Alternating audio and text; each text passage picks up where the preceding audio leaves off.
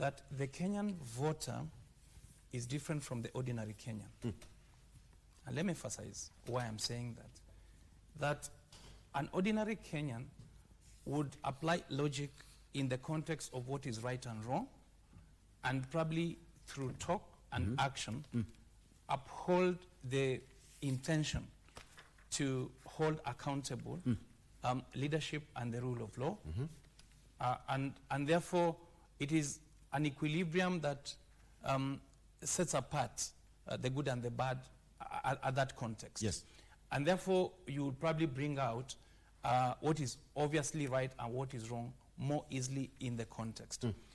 In an election, especially with the Kenyan experience of elections, is that the Kenyan voter transforms to an emotional person as against or for the context. For instance, a voter would, and as a matter of right, vote not necessarily for good leadership and rule of law. The Kenyan voter elevates the interest. And contextually, therefore, democracy elevates interest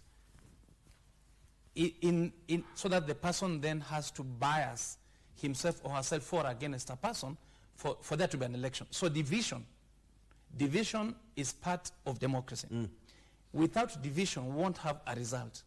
So there must be setting apart of people so that one can win and one can lose. And that's the calling of democracy. For every cycle of 5 years, people must be able to have a bias for or against someone so that there's an election. There's a president, there's a governor, and there's a member of parliament for representation purposes.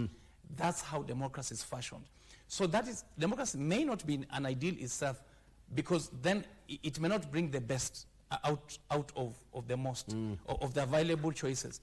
But it will bring the person who garners more numbers when pronounced as such. Yes.